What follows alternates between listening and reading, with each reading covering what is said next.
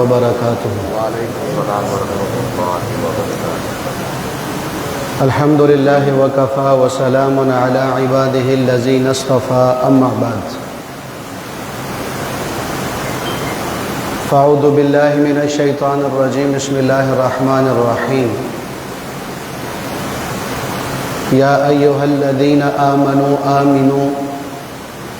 وقال النبي صلى الله عليه وسلم التائب من الذنب كمن لا ذنب له. صدق الله العظيم وصدق رسوله النبي الكريم ونحن على ذلك لمن الشاهدين والشاكرين والحمد لله رب العالمين. درود پڑھیں.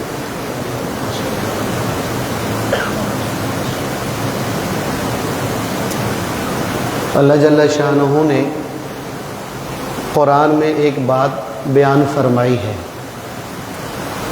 اللہ قرآن میں فرماتا ہے کہ من جاء بالحسنہ فلہ عشر امثالہا، کہ جو ہمارے پاس ایک نیکی لے کر آئے گا اس کے بدلے میں 10 گنا پائے گا.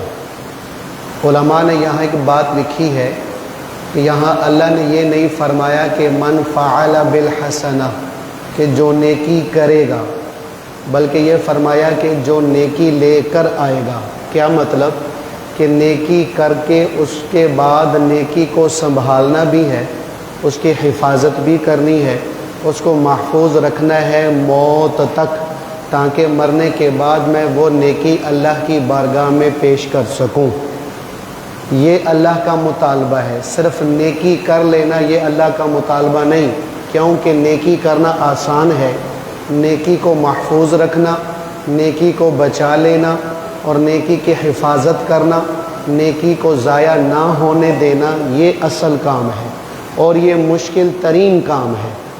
کہ رمضان الحمدللہ پورا گزر گیا، کوئی ایسی نیکی نہیں ہوگی کہ جو ہم نے چھوڑی ہو، ذکر کے اعتبار سے، عبادت کے اعتبار سے، تلاوت کے اعتبار سے، نماز کے اعتبار سے، تراویح کے اعتبار سے، اور جھوٹ نہ بولنے کے اعتبار سے، اور دھوکہ اور فراڈ نہ کرنے کے اعتبار سے، 2 نمبری نہ کرنے کے اعتبار سے. غرض جو جو گناہ تھے ان سے ہم نے اپنے آپ کو بچایا اور محفوظ رکھا، اور ہر قسم کی نیکی کی اللہ کی توفیق سے.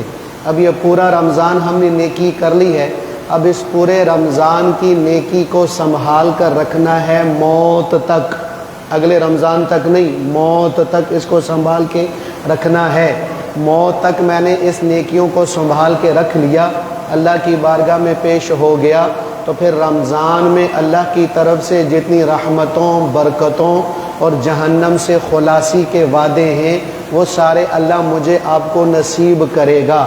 اور لیلۃ الجائزہ جو رات گزر گئی ہے، اس رات کو اللہ جل شانہ نے انعام کی رات قرار دیا تھا کہ بھئی جو اس رات کو جاگے گا، 2 رکعت نفل پڑھ لے گا یا اللہ کو یاد کر لے گا، پھر فجر کی نماز کے لیے مسجد میں چلا جائے گا، تو یہ عبادت گویا اس کے لیے انعام ہے کہ پورا مہینہ محنت کی، مزدوری کی، اب اس رات اس کو اس کا بدلہ اور صلہ دیا جائے گا. تو یہ صلہ میرے اور آپ کے مقدر میں ہو جائے. وہ صلہ کیا ہے؟ وہ صلہ یہ ہے کہ اللہ جل شانہ فرشتوں سے پوچھتے ہیں کہ میرے فرشتوں، میرے بندوں نے روزہ رکھا، میرے بندوں نے رات کی تراویح پڑھی، میرے بندوں نے میری فرما برداری کی اور نافرمانی سے اپنے آپ کو بچایا، تو بتاؤ اس مزدور کو اس کی مزدوری کے کیا کیا جائے؟ تو فرشتے عرض کرتے ہیں کہ یا اللہ، حق یہ ہے کہ مزدور کو اس کی پوری پوری مزدوری دے دی جائے. تو اللہ جل شانہ ارشاد فرماتے ہیں کہ اے فرشتوں تم گواہ رہو، میں نے اپنے بندوں کے روزے اور نماز اور تراویح کے بدلے ان سب کی بخشش کر دی ہے، سب کو میں نے معاف کر دیا ہے. اب یہ بخشش تو میری ہو گئی، اب اس بخشش کو میں نے موت تک اپنے ساتھ رکھنا ہے اور اللہ کی بارگاہ میں پیش کرنا ہے. ورنہ حضور صلی اللہ علیہ وسلم نے ارشاد فرمایا صحابہ سے، اتدرون من المفلس، تم جانتے ہو کہ مفلس کون ہے؟ غریب آدمی کون ہے؟ محتاج کون ہے؟ یتیم اور مسکین کون ہے؟ ضرورت مند کون ہے؟ صحابہ نے عرض کیا کہ یا رسول اللہ صلی اللہ علیہ وسلم، جس کے پاس کھانے کو نہیں، جس کے پاس پینے کو نہیں، رہنے کو گھر نہیں، پہننے کو پورا کپڑا نہیں اور پاؤں میں جوتی نہیں، کوئی کوئی کاروباری نظام نہیں، کوئی نوکری نہیں، کوئی اس کے علاوہ اس کے لیے کوئی روزی اور ذریعہ معاش نہیں ہے۔ فرمایا یا رسول اللہ ہمارا مفلس تو یہ ہے، ہمارا غریب تو یہ ہے۔ حضور صلی اللہ علیہ وسلم نے فرمایا میں تمہیں بتاتا ہوں کہ مفلس کسے کہتے ہیں۔ فرمایا میری امت کا مفلس وہ شخص ہے کہ کل قیامت کے دن اللہ کی بارگاہ میں پیش ہوگا۔ اللہ کی بارگاہ میں پیش ہوگا کس حالت میں؟ کہ اس کے پاس اتنی نیکیاں ہوں گی کہ ان نیکیوں کو اگر پہاڑ پر ڈال دیا جائے تو پہاڑ نیکیوں میں غائب ہو جائے، پہاڑ نظر نہ آئے، پہاڑ غائب ہو جائے، اتنی وہ نیکیاں لے کے آیا ہوگا۔ لیکن اس نے دنیا میں حقوق العباد ادا نہیں کیے ہوں گے، کسی کو ماں باپ کی گالی دی ہوگی، کسی کو بہن بیٹی کی گالی دی ہوگی، کسی پر ظلم کیا ہوگا، کسی کے ساتھ زیادتی کی ہوگی، کسی کا مال لوٹا ہوگا، کسی کے زمین پر ناجائز قبضہ کیا ہوگا، کسی کے پلاٹ مارا ہوگا، کسی کا پیسہ مارا ہوگا، وراثت میں ماں بہن بیٹی کا حق مارا ہوگا، بھائیوں کا حق مارا ہوگا، لوگوں کے ساتھ دو نمبری کی ہوئی ہوگی اور لوگوں کے ساتھ فراڈ کیا ہوا ہوگا، لوگوں کے ساتھ ظلم کیا ہوا ہوگا، لوگوں کو قتل کیا ہوا ہوگا۔ فرمایا وہ گناہ جن کا تعلق لوگوں کے ساتھ ہے، وہ حقوق جن کا تعلق لوگوں کے ساتھ ہے، اس نے وہ حق سارے مارے ہوں گے۔ تو قیامت کے دن کیا ہوگا؟ جن جن کے حق اس نے مارے وہ سارے اللہ کے دربار میں پیش ہو جائیں گے اور عرض کریں گے کہ یا اللہ اس نے تو میری ماں بہن کی گالی مجھے دنیا میں دی تھی۔ کہا اچھا یا اللہ مجھے بدلہ دلوایا جائے۔ تو کیا ہوگا؟ اس آدمی کی نیکیاں لی جائیں گی، اس شخص کو دے دی جائیں گی، وہ چلا جائے گا۔ دوسرا آ کے عرض کرے گا کہ یا اللہ اس نے میرے دنیا میں ناحق پیسے مارے تھے تو مجھے پیسے دلوائے جائیں، بھی پیسے تو نہیں ہیں۔ کیا ہوگا؟ پھر اس کی نیکیاں لی جائیں گی، اس پیسے والے کو دی جائیں گی۔ اسی طرح حق والا آتا رہے گا اور حق کا مطالبہ کرتا رہے گا، اللہ اس کے نیکیاں لیتا جائے گا اور حق والے کو دیتا جائے گا، نیکیاں لیتا جائے گا، حق والوں کو دیتا جائے گا۔ حضور نے ارشاد فرمایا یہاں تک کہ وہ نیکیاں جنہوں نے پہاڑ کو چھپا دیا تھا ساری ہی ختم ہو جائیں گی اور حق لینے والے ابھی بھی باقی ہوں گے، ابھی بھی باقی ہوں گے۔ پھر کیا ہوگا؟ اللہ نے کہا قیامت کے دن تو عدل کرنا ہے، انصاف کرنا ہے، تو اللہ کی طرف سے حکم ہوگا کہ بھی ان لوگوں کے جو گناہ ہیں جو انہوں نے کیے ہیں اب وہ گناہ لو اور اس بندے کے کھاتے ڈالتے جاؤ۔ ساری زندگی زنا نہیں کیا، زنا کا گناہ مل رہا۔ ساری زندگی سود نہیں کھایا، سود کا گناہ پلے پڑ گیا۔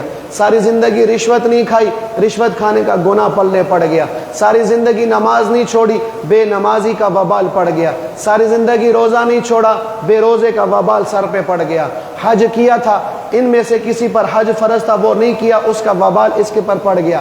یہ زکوٰۃ دیتا رہا، یہ لوگ ان میں سے ہر لوگوں پر زکوٰۃ واجب تھی، ان کا وبال اور نہیں دیتے رہے، نہ دینے کا وبال بھی اس پر پڑ جائے گا۔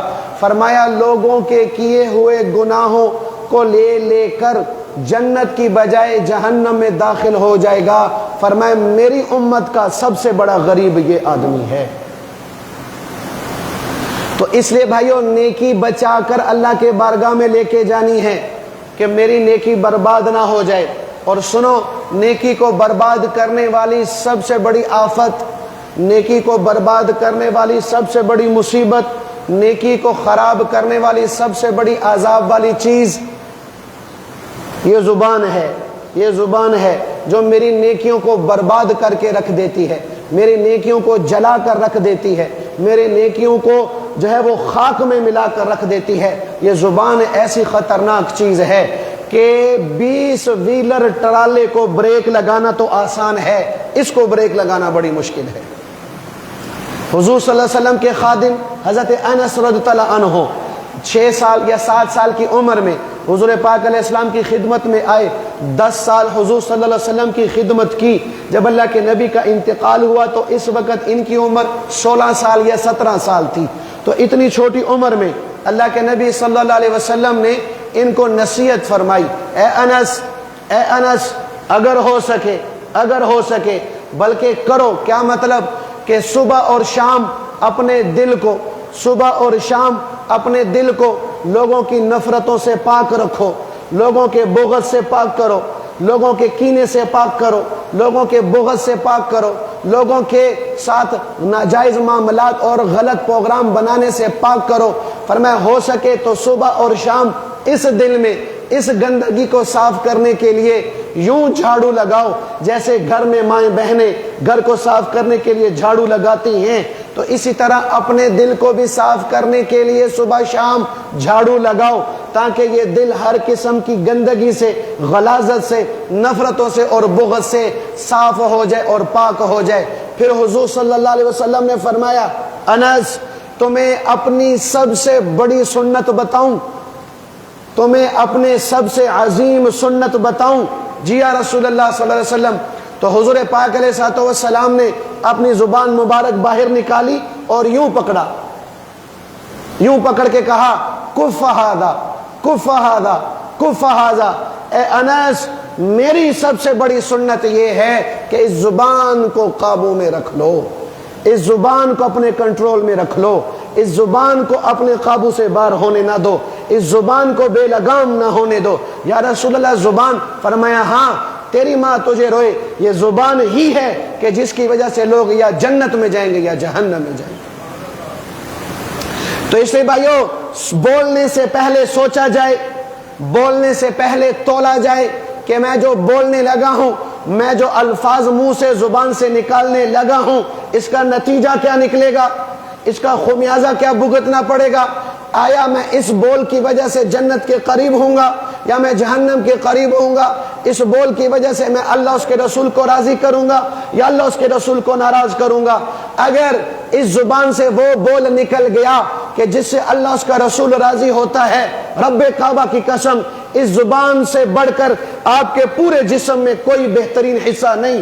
اگر اس سے وہ لفظ نکل گیا جس سے اللہ اس کا رسول ناراض ہوتا ہے، تو پھر اس پورے جسم میں اس زبان سے بدترین حصہ کوئی نہیں۔ حکیم لقمان رحمت اللہ علیہ بادشاہ کے غلام تھے، بکری ذبح ہو گئی، کہا لقمان اس کا کوئی بہترین حصہ تو لے کر آ، اس کے جسم کا بہترین حصہ تو لے کر آ۔ حکیم لقمان رحمت اللہ علیہ گئے، اس کے جسم کے حصے کو لے کر آئے تو دیکھا زبان ہاتھ میں پکڑی ہوئی۔ کہا بادشاہ سلامت، اس کے جسم کا بہترین حصہ یہ ہے۔ کہا اچھا واپس لے جا، اب بدترین حصہ لے کر آ، بکری کا جسم کا بدترین حصہ لے کر آ۔ حکیم لقمان گئے، واپس آئے، ہاتھ کھولا تو دیکھا زبان، پھر ہاتھ میں زبان پکڑی ہوئی۔ بادشاہ نے کہا لقمان بہترین حصہ بھی ہے بدترین حصہ بھی ہے؟ فرمایا جی آقا، اگر یہ صحیح استعمال ہو گئی تو اس سے بہترین حصہ کوئی نہیں، اگر یہ غلط استعمال ہو گئی تو اس سے بدترین حصہ کوئی نہیں۔ حضرت ابو بکر رضی اللہ عنہ اکثر زبان کو پکڑ کر کہا کرتے تھے تیری ہی وجہ سے لوگ مصیبتوں میں گرتے ہیں اور تیری ہی وجہ سے لوگ نجات پاتے ہیں۔ صبح ہوتی ہے تو یہ 32 کے 32 دانت اس زبان کے سامنے ہاتھ جوڑتے ہیں، تیری مہربانی، صحیح چلنا، چلتی تو ہے، خمیازہ ہمیں بھگتنا پڑتا ہے۔ چلے گی تو لیکن تکلیف ہمیں اٹھانی پڑے گی۔ اس لیے پہلے تولو پھر بولو، پہلے سوچو پھر بولو، تاکہ میرا کوئی نیک عمل برباد نہ ہو جائے۔ میں نے آج سے کوئی 3-4 سال پہلے مسلسل 2 جمعے پڑھائے تھے، کس پر؟ کہ وہ جملے کہ جن کے کہنے سے انسان کافر ہو جاتا ہے۔ تقریباً 35 ایسے جملے ہیں جو ہم روز مرہ کے ماحول میں بولتے ہیں، سوچتے نہیں ہیں اس کا نتیجہ کیا نکلے گا۔ وہ جملہ بولا جانے انجانے میں، ہمارے پاس بہانہ کیا ہوتا ہے ہمارے پاس؟ مولوی صاحب ہمیں تو پتہ نہیں تھا، لا علمی تو معاف ہے نا، نہیں۔ اور ہمارے ہاں ایک جملہ ہے کہ قیامت والے دن عالم اگر اپنے علم پہ عمل نہیں کرے گا اس کو 2 جوتے پڑیں گے اور جاہل کو 1 پڑے گا۔ نہیں، عالم کو 1 پڑے گا، خدا نہ خواستہ اپنے علم پہ عمل نہیں کیا، جاہل کو 2 پڑیں گے۔ ایک عمل غلط کر رہا، دوسرا سیکھ نہیں رہا، 2 جوتے پڑیں گے۔ ہاں اس خوشفہمی ملے نا کہ مولوی نے پہنیاں سانو نہیں پہنیاں، تانوں 2 پہنیاں نے۔ یہ کوئی بہانہ نہیں، شریعت میں یہ عذر نہیں کہ مولوی صاحب مجھے پتہ نہیں تھا، شریعت میں یہ عذر قبول نہیں۔ جب پتہ نہیں تھا تو پتہ لگوایا کیوں نہیں؟ جیب میں 1000 ڈال دو اور گھر والے نکالیں جو بھی گوشت لے کر آؤ، تو گوشت کی دکان ڈھونڈتے کوئی نہیں ڈھونڈتے؟ بولو بھائی. پھر وہ گوشت کی دکان ڈھونڈتے ہیں کہ جو گوشت میں پانی نہ ملاتا ہو. ڈھونڈتے کہ نہیں ڈھونڈتے؟ نہ ملے لوگوں سے پوچھتے کو نہیں پوچھتے کہ بھائی جان کوئی ایسی دکان بتاؤ یا جو گوشت میں پانی نہ ڈالتا ہو, جو ٹیکا نہ لگاتا ہو, جس کا دودھ خالص ہو, جس کا گھی خالص ہو. پوچھتے کو نہیں پوچھتے بھائی؟ بولو. یہاں تو نہیں کہتے سانو تو پتا کون نہیں, میں کٹے دی جگہ کتے کا گوشت لے آندا ہے. یہاں تو ایسے نہیں کرتے. یہ دین ہی رہ گیا اس کام کے لیے کہ مول صاحب سانو پتہ نہیں سی, اللہ معاف کر دے. نہیں بھائی, اللہ کا واسطہ, جہالت شریعت میں کوئی عذر نہیں. 35 جملے میں نے عرض کیے تھے کہ جس کے بولنے سے انسان کافر ہو جاتا ہے, ایمان سے نکل گیا, شادی شدہ ہے, نکاح بھی ٹوٹ گیا. 2-4 جملے سن لو بھائی. بعض دفعہ ہم پوچھتے ہیں نا بھی ہاں بھائی کتوں آئے ہیں؟ جی خدا دے پچھواڑے ہوں. کہتے کہ نہیں کہتے؟ کہاں سے آئے ہو بھائی؟ جی خدا دے پچھواڑے ہوں. کفریہ جملہ. کیا مطلب؟ اللہ کے پیچھے سے آیا ہوں, یہ مطلب ہے. اللہ کے پیچھے سے آئے, کفریہ جملہ. دوسرا جملہ سنو جو میرا یہ نوجوان طبقہ بولتا ہے, اللہ کا واسطہ اپنے جوانی پہ ترس کھاؤ. اللہ کا واسطہ, اللہ کی قسم, میرے بس میں تو ہی میں اپنی عزت تمہارے قدموں میں ڈال دوں. کہ ہم کون سا جملہ بولتے ہیں؟ کوئی گل نہیں مولوی صاحب, جہنم چ جاواں گے تو اتنے فلمی ایکٹر بھی ویکھ لواں گے, کوئی گل نہیں, اتنے مل جان گیا سانو نا, جنت چ نہیں ملنی ہے سانو, اتنے فلمی ایکٹر بھی ویکھ لواں گے, فلمی اداکارے وہاں ہوں گی نا, چلو وہاں پر مزے ہوں. کفریہ جملہ, کافر ہو گیا. تیسرا جملہ سنو, مول صاحب جہنم سے نہ ڈراؤ, کوئی بات نہیں, اپنی زندگی مزے کی گزارنے دو, 2-4 جوتے کھا کے جنت میں آ جائیں گے. کفریہ جملہ. اللہ جس عذاب کو کہتا ہے اے میرے بندے میری نافرمانی نہ کر, تو میرے بنائے ہوئے عذاب کو برداشت نہیں کر سکتا, میں کہتا ہوں نہیں میرے مولا 2 جوتیاں کھا لوں گا, میں برداشت کر لوں گا, تو ٹینشن نہ لے. کفریہ جملہ. اسی طرح شریعت کے کسی شعار کا مذاق اڑانا, شریعت کے کسی شعار کا مذاق اڑانا, داڑھی کا مذاق اڑانا, پگڑی کا مذاق اڑانا, ٹوپی کا مذاق اڑانا, سنت لباس کا مذاق اڑانا, سب کفر ہے, اسلام سے نکل جاتا ہے. شادی شدہ نکاح بھی ٹوٹ جاتا ہے. اب رہے گا تو بے ایمان ہو کے رہے گا, بغیر شادی کے رہے گا, ساری زندگی کفر پہ رہا, ساری زندگی زنا کرتا رہا. یہ ٹی وی چینلوں پہ ڈرامے بازی نہیں چل رہی ہوتی, مولوی فضل الرحمان کی نقل اتار کے داڑھی لگا کر پگڑی پہن کے بیٹھے ہوتے ہیں بے ایمان.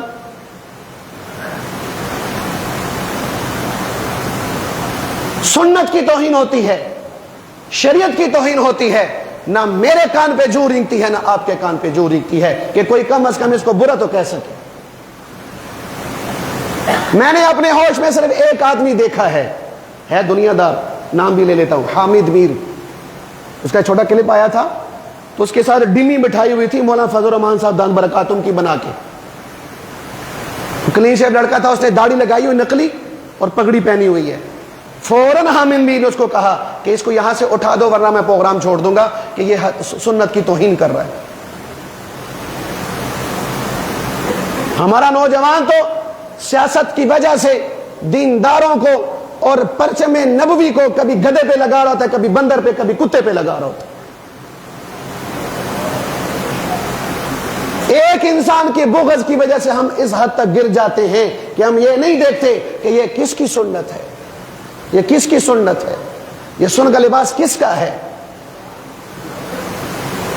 براہ راست ہم اللہ کے نبی پہ ہاتھ نہیں ڈالتے, ہم مولویوں پہ چڑھ جاتے. اے مولوی فاروق نے اتنا چنگا تھا, میں داڑھی نہ ہی رکھا. اور ایک جملہ اور سنو بھائی, یہ داڑھیوں والے ہیں ان سے کہنے لگا ہوں, میں نے خود یہ جملہ کئی لوگوں سے سنا ہوا ہے. ایک آدمی سے بات کر رہے ہوتے, اس کو کہتے ہیں کہ اگر میں جھوٹا ہوا تو یہ داڑھی میں تیرے پیشاب سے کاٹوں گا. کافر ہو گیا, کافر ہو گیا یہ آدمی. میں اس مدرسے میں پڑھتا تھا تو ویگن میں گلشن آدمی سے گھر آ رہا تھا, میرے آگے 2 آدمی بحث کر رہے ہیں. ایک آدمی داڑھی والا تھا, اس کو کہنے لگا کہ اگر میں غلط ہویا نا تو تیرے پیشاب میں داڑھی بڑھاں گا. میں نے فوراً روک لیا, میں کہ بھائی میری بات سن, ایسے نہ کہو, ایسے کہو اگر میں غلط ہوا تو میں تیری ٹٹی کھاؤں گا, میں تیرا گو کھاؤں گا, میں تیرا پیشاب پیوں گا. میں بدبخت یہ کہاں, یہ کیوں نہیں کہتا؟ یہ سنت ہی رہ گئی اس مذاق کے لیے. تو اللہ کا واسطہ بھائی میں آپ کے پاؤں پڑتا ہوں، ہوش کے ناخن لیں، تولیں پھر بولیں، تولیں پھر بولیں۔ ہم اس گمان میں ہے کہ میں بڑا حاجی، نمازی، روزے دار، تلاوت والا، قرآن والا اللہ کی بارگاہ میں ہوں، ہمارا اسلام ہی قبول نہ ہو، کیا منہ دکھاؤ گے؟ کدھر ہم جائیں گے؟ اس لیے بھائی زبان کو لگام دو، نیکی بچ جائے گی، نیکی بچے گی، اللہ کی بارگاہ میں پیش ہو جاؤ گے، اللہ ایک کے بدلے میں 10 دے گا نہیں، اللہ ایک کے بدلے میں 70 دے گا نہیں، اللہ ایک کے بدلے میں 700 دے گا نہیں، اللہ ایک کے بدلے میں کئی گنا دے گا نہیں، اللہ ایک کے بدلے میں بغیر حساب کتاب کے دے گا۔ انما یوفی الصابرون اجرہم بغیر حساب، میرے بندو میرے پاس نیکی لاؤ، میں رب تمہیں بغیر حساب کتاب کے دوں گا۔ وہ اللہ اکبر ہے، اس سے بڑا کوئی نہیں، وہ سب سے بڑا، اس کے خزانے سب سے بڑے اور اس کے دینے کے پیمانے بھی سب سے بڑے ہیں۔ تو اس سے بھائیو کوشش ہوگی انشاءاللہ نا بھائی، اس زبان کو قابو رکھنے کی کوشش ہوگی نا بھائی۔ اب چھوٹے سے 2 مسئلے سن لو بس، اللہ ہمیں عمل کی توفیق دے۔ پہلا مسئلہ فطرانے کا ہے بھائی، فطرانہ گندم کا نکالنا ہے تو تقریباً 2 کلو، جو 3.5 کلو احتیاطاً 4 کلو، نمبر 3 کھجور 3.5 کلو احتیاطاً 4 کلو، نمبر 4 کشمش 3.5 کلو احتیاطاً 4 کلو۔ اب یہ 4 کیٹیگریاں ہیں فطرانے کی، 4 لوگوں کے مالی اعتبار سے۔ ایک آدمی ہے ماڑا ہے لیکن اس پہ فطرانہ واجب ہے، فطرانہ اس پہ واجب ہے، فطرانہ اس پر واجب ہے جس پہ زکوٰۃ واجب ہے۔ بھئی یہ سننا، زکوٰۃ اس پر واجب ہے جو 52.5 تولے چاندی یا اس کی مالیت کا مالک ہے، اور فطرانے کے لیے اس کا سال گزرنا ضروری نہیں، ابھی تو فطرانہ واجب ہو چکا ہے۔ اس وقت اگر کسی آدمی کے پاس 52.5 تولے چاندی یا اس کے برابر پیسے ہیں، اس پہ فطرانہ واجب ہے، اپنی طرف سے نکالے گا اور اپنے نابالغ بچوں کی طرف سے نکالے گا۔ بڑوں کی طرف سے، بالغ اولاد کی طرف سے ماں باپ کے ذمہ نہیں ہے فطرانہ نکالنا، نکال لیا تو اجر مل جائے گا، ان کا بھی ادا ہو جائے گا۔ تو 4 کیٹیگریاں، ماڑا ہے تو کیا کرے بھی گندم کے اعتبار سے، تھوڑا سا مالدار ہے تو پھر جو کے اعتبار سے دے، جو کے اعتبار، تھوڑا اللہ نے اور مال دیا ہے تو پھر کھجور کے اعتبار سے دے، اللہ نے بہت مال دیا ہوا ہے تو پھر کشمش کے اعتبار سے دے۔ سارے ایک ہی لائن میں نہ چلیں، امیر غریب درمیانہ متوسط، وہ گندم دے پیچھے پہ آندا بول صاحب گندم دا کی ریٹ ہے، گندم دا کی ریٹ ہے، ہوں تو میں سوچا میں گندم دا ریٹ بدلنا بندہ ویکھ کے، غریب ہو تو اس کو 300 بتاؤں، امیر اس کو وہی گندم 3000 روپے کلو۔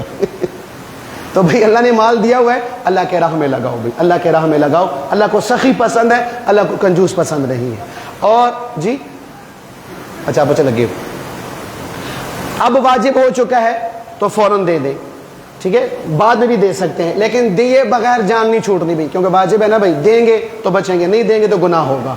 لیکن ہماری شریعت کیا کہتی ہے، چونکہ اب رمضان گزر گیا، کہ بھئی رمضان یعنی عید کے آنے سے پہلے یعنی واجب ہونے سے پہلے فطرانہ نکال دو، تاکہ کسی غریب کا بھی بھلا ہو جائے، وہ بھی کوئی بچوں کے لیے کپڑے جوتی لے لے یا گھر میں کوئی کھانے پینے کا بندوبست کر سکے۔ یہ چیزیں ہیں، تو سب اللہ پاک توفیق دے تو بھئی ضرور اس کو ادا فرمائیں۔ دوسری اور آخری گزارش، نماز کا طریقہ۔ 2 رکعت نماز عید الفطر مع 6 زائد تکبیروں کے، پیچھے اس امام کے منہ میں رکھے قبلہ شریف اللہ اکبر، ٹھیک ہے جی، اللہ اکبر ہاتھ باندھ دیے، ثنا پڑھی جائے گی، پھر اعوذ باللہ بسم اللہ نہیں پڑھنی ہے، پھر 3 تکبیریں ہوں گی، اللہ اکبر ہاتھ چھوڑنا ہے، اللہ اکبر ہاتھ چھوڑنا ہے، اللہ اکبر ہاتھ باندھ لینے ہیں، تیسرے پہ ہاتھ باندھ لینا ہے، پھر سورہ فاتحہ سورت، پھر پوری رکعت ہو جائے گی۔ پھر دوسری رکعت کے شروع میں سورہ فاتحہ ہوگی، سورت ہوگی، پھر رکوع میں جانے سے پہلے 3 دفعہ اللہ اکبر ہاتھ چھوڑ دینے، اللہ اکبر ہاتھ چھوڑ دینے، اللہ اکبر ہاتھ چھوڑ دینے، چوتھی تکبیر پر پھر رکوع میں جایا جائے گا۔ اگر خدا نہ خواستہ میں بھول گیا تو پیچھے رولا پان دی لوڑ کوئی نہیں، احتجاج کرن دی لوڑ کوئی نہیں، جلسہ جلوس کرن دی لوڑ کوئی نہیں، اپوزیشن بنن دی لوڑ کوئی نہیں، اللہ پاک معاف کر دیتا ہے، ٹھیک ہے بھائی، انشاءاللہ اللہ ایسے ہی معاف کر دیتا ہے۔ تو سب ساتھی صفیں درست فرما لیں۔